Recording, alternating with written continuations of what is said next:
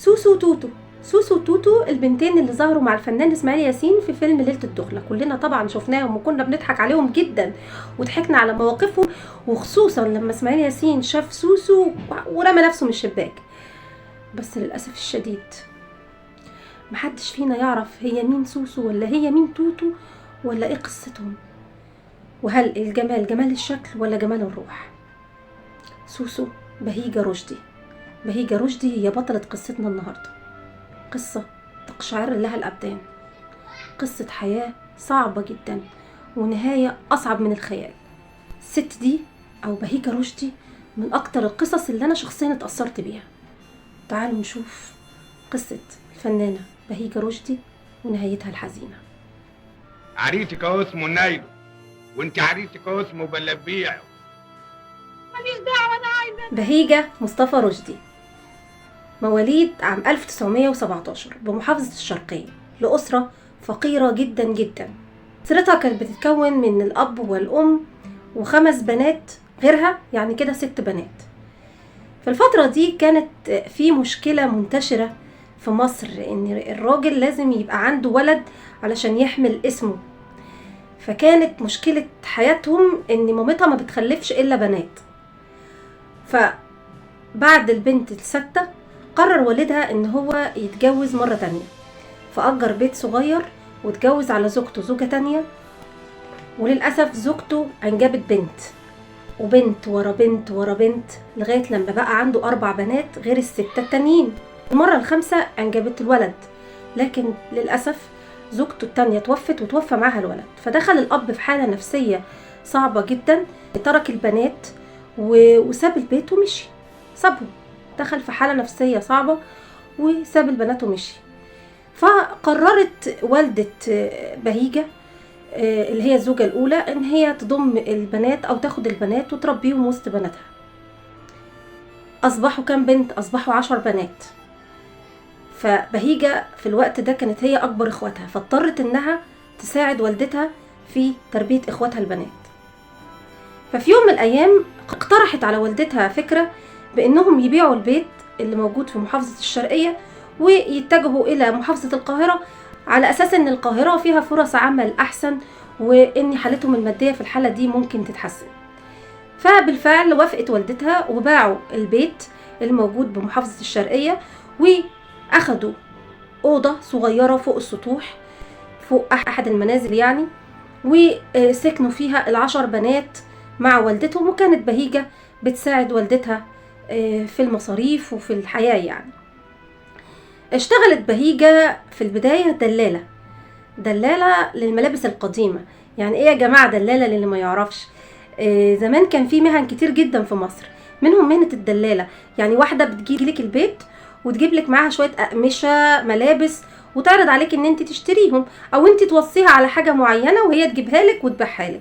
فهي اشتغلت بقى دلالة للملابس القديمة، يعني كانت تجيب من هنا وتبيع هنا، لغاية ما للأسف حصل اللي ما كانش معمول حسابه.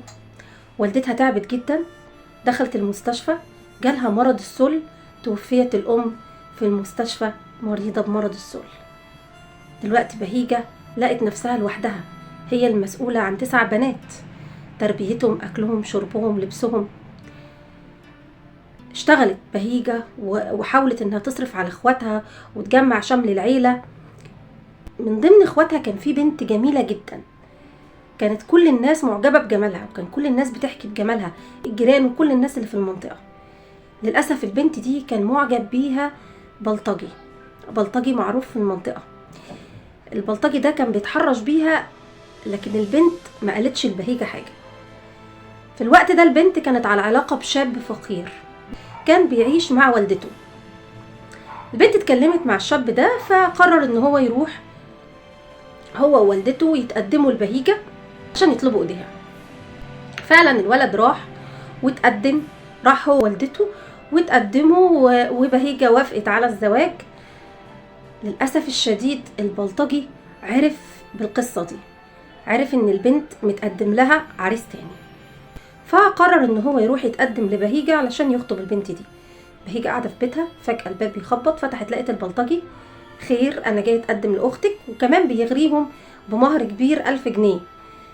ففوجئ برد فعل بهيجة، قالت له، شتمته وقالت له انت بلطجي وفلوسك دي حرام وفلوسك دي متكونة من دم الغلابة، وطردته من البيت، فهددها بالقتل.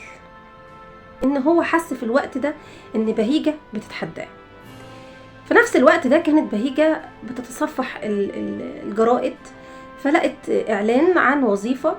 الوظيفة دي اللي هما كانوا طالبين دور ناس تمثل في فيلم ليلة الدخلة، الفيلم اللي كلنا نعرفه والفيلم الوحيد اللي للأسف بهيجة ظهرت فيه.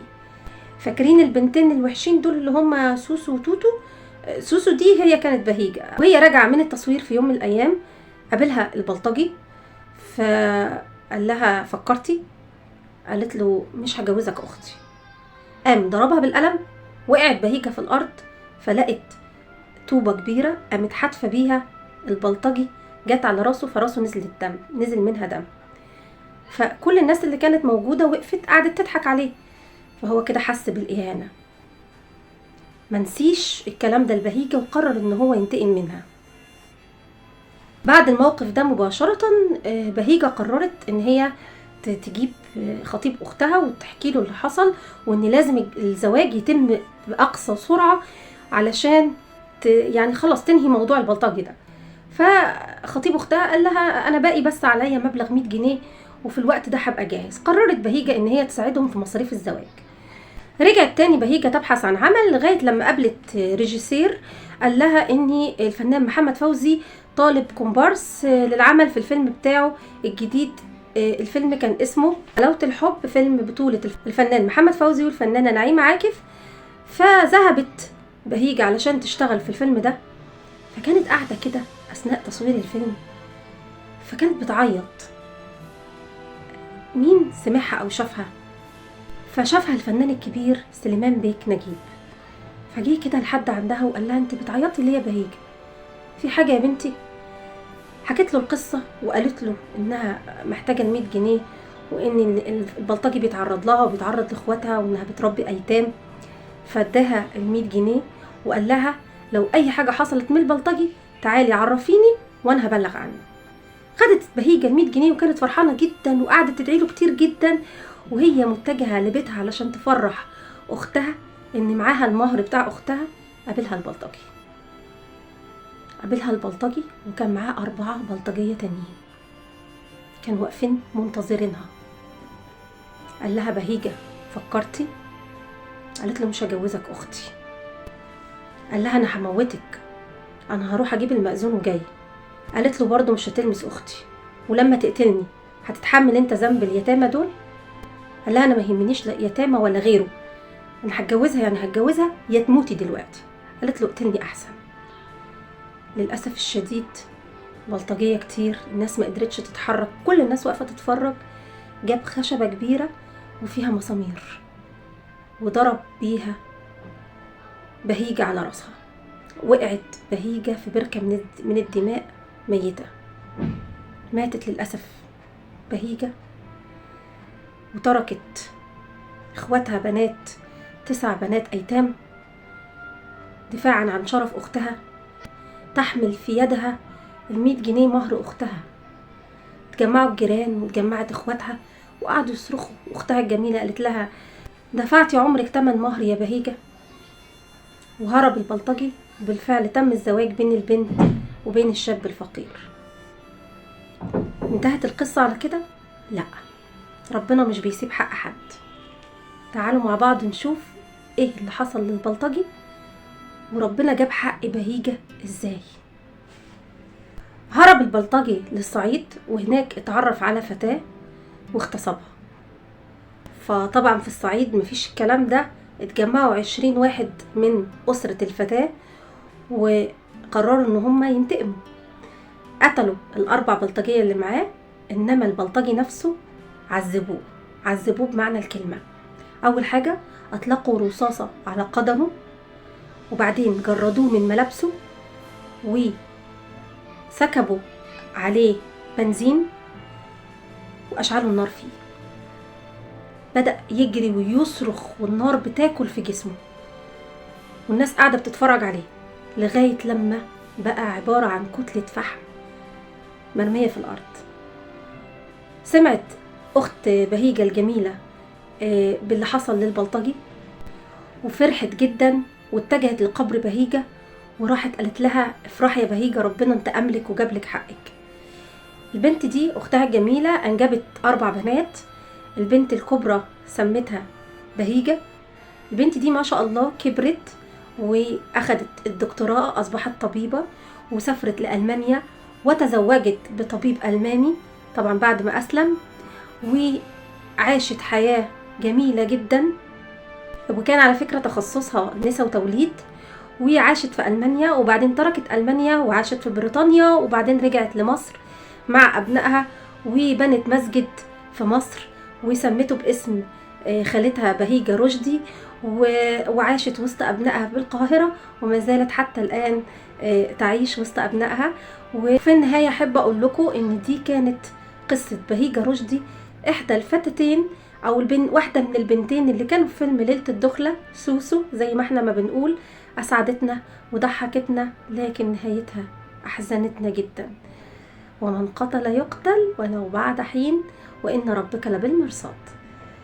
في نهاية الفيديو أتمنى أن يكون الفيديو عجبكم، ولو حابين تعرفوا قصص أكتر انتظروني في الفيديو القادم مع قصة توتو، الفتاة التانية اللي كانت مع بهيجة في نفس الفيلم، توتو أو رجوات منصور.